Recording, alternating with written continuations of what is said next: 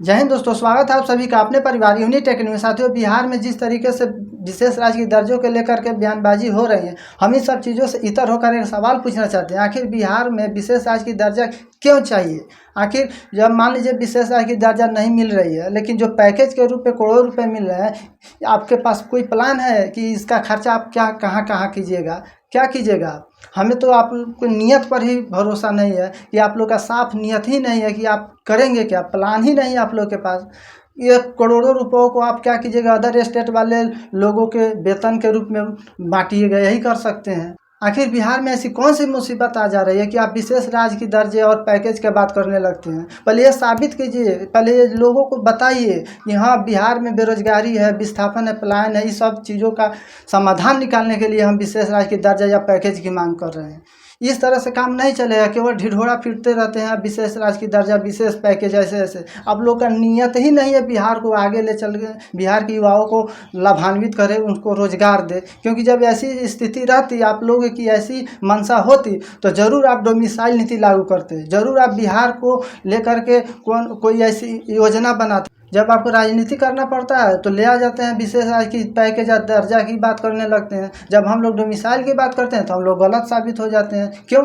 आखिर हम लोग भी तो बिहार के हित ऐसे ही बिहार के हित के लिए ही तो आवाज़ उठाते हैं, फिर भी आप इस पर मुँह कर जाते हैं। जब आपको राजनीति करने का कोई विकल्प नहीं मिल रहा है, आखिर आप लोग समाज को इतना तोड़ मरोड़ के राजनीति किए हैं कि समरसता का कोई आपके पास विकल्प ही नहीं बच रहा है, तब जा करके आप विशेष राज्य की दर्जा और पैकेज पर राजनीति करना चाह रहे हैं। फिर से हम लोग को गुमराह किया जा रहा है। तो डोमिसाइल नीति लागू करवाइए, और डोमिसाइल नीति से यहाँ का हर युवा, प्रत्येक युवा प्रभावित होगा और उसको लाभ पाने के लिए ज़्यादा से ज़्यादा अवसर मिलेगा। और देखिए, इस बात से आप यदि सहमत नहीं है तो कोई दिक्कत नहीं, एक बार आप एक आंकड़ा उठा लीजिए, चाहे RTI के माध्यम से आप जान सकते हैं कि TRE 1 में, TRE 2 में कितने अदर स्टेट के बच्चों को नियुक्ति पत्र दिया गया है। इससे आपको स्पष्ट जानकारी मिल जाएगी कि किस लेवल पर खेला हुआ है। देखिए साथियों, यहाँ तक कि आरक्षण में भी छेड़छाड़ किया गया और आरक्षण से लाभान्वित कर दिया गया अदर स्टेट वाले बच्चों को।